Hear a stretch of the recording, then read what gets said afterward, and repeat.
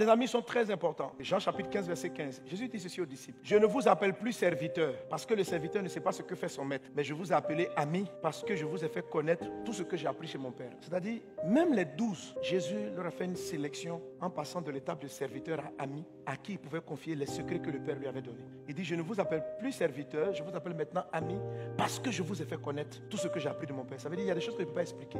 Les compagnons de Dieu, c'est des personnes chez qui vous pouvez dire des choses les plus profondes. Ce sont des personnes qui sont capables de comprendre qui vous êtes et de porter votre cœur, le vrai. C'est pourquoi ils ne sont pas évidents à trouver. Et donc, même quand vous avez l'impression, ils doivent passer de l'étape de serviteur ami. Ce n'est pas être tes boys ou tes esclaves, non. Il y a une manière de servir ce que Dieu t'a donné. Et tu vas le sentir. Donc, je vais expliquer de serviteur à l'ami à qui tu peux donner les choses. Donc, quand ils sont serviteurs, ils ne partagent pas tout. Il y a une série de choses qu'ils commencent à faire. Il faut aller de manière progressive. On va dire, vous là, j'ai fini, vous êtes les 12, je vais tout vous dire maintenant, je vais tout vous dire. Voilà ma vie. Mon compte en banque est ici, hein, tu as compris. C'est pourquoi il y a les périodes de fiançailles pour pouvoir faire la sélection. Et puis il y a des fiancés qui demandent ça. Comme nous allons nous marier, disons-nous tout en même temps. Tu n'as pas encore marié, attendez d'abord. Où tu me vois là, j'ai 250 millions dans mon compte. Et je te dis, parce que comment on va se marier, laisse-moi tout expliquer de ma vie. J'ai ceci, j'ai cela, j'ai ceci, j'ai cela. Tu es en danger.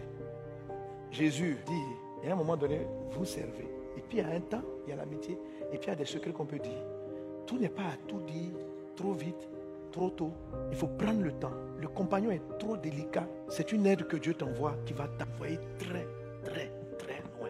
Les 12 là, quand on a enlevé Judas, puis on l'a remplacé. Puis il y a eu la porte pour ces gens-là. C'est eux qui ont fait qu'on a entendu parler de Jésus. Sinon, Jésus n'a pas quitté son pays.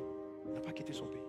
Mais si l'évangile est arrivé jusqu'à Côte d'Ivoire, jusque dans nos villages, c'est à cause de ces hommes-là. Que Dieu te les accorde. Amen. C'est tellement important cette patience parce que beaucoup de gens en souffrent. Mauvais choix de mariage, mauvais amis. Jésus a appelé Judas son ami. Pas parce qu'ils allaient se fréquenter tout le temps, mais simplement parce que Dieu est passé par lui pour mettre le doigt sur les faiblesses. Donc je ne veux pas critiquer les infirmiers. Je dois savoir qui joue leur rôle. Laisse-les faire ce qu'ils doivent faire. Laisse-les me soigner. Quand je le vois, ça me blesse. Mais l'infirmier là, ce n'est pas ton ami. Je n'ai pas dit connaître vos amis. Je dis les 6 soutiens. C'est-à-dire Dieu vient te soutenir. En bas, ils sont tes amis. Tes amis, là, c'est le 3e point, là, les compagnons, là. C'est là-dedans que se trouvent tes amis. Les autres ne sont pas des amis. C'est des personnes que tu rencontres à un moment, que Dieu envoie pour créer quelque chose. Tu dois savoir que c'est une aide. Alléluia. Et tu dois l'apprécier à sa juste valeur, mais ne pas en faire des compagnons. Les compagnons, point numéro 3, ils sont sélectionnés, ils sont choisis parce qu'ils vont t'amener quelque part. Vous partez quelque part. Et quand tu vas finir, ils vont transporter encore ce que Dieu t'a donné. C'est-à-dire, il y a quelque chose que Dieu a mis en ces gens-là pour transporter. Toi aussi, tu as quelque chose pour les transporter.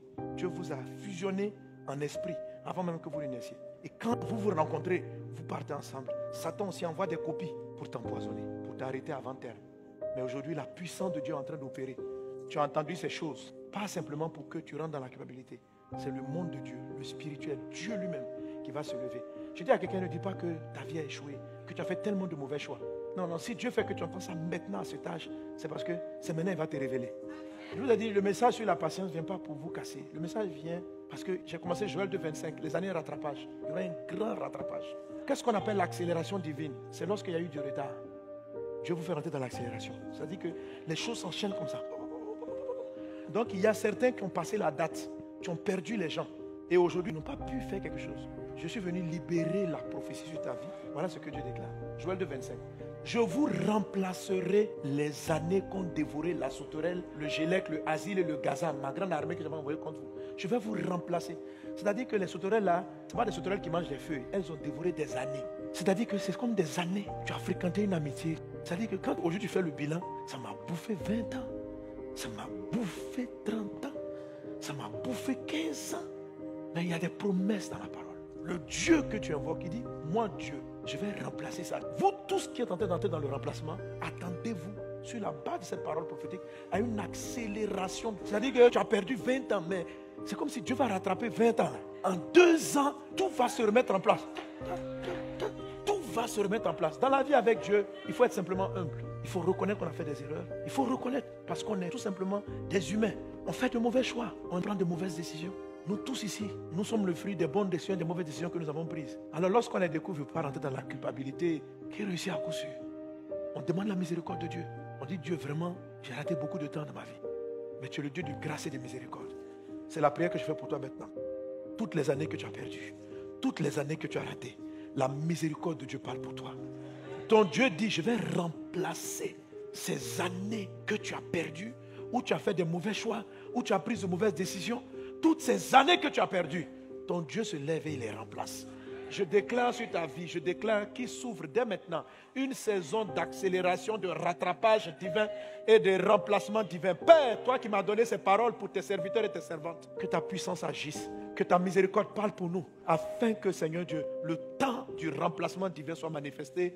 Au nom de Jésus.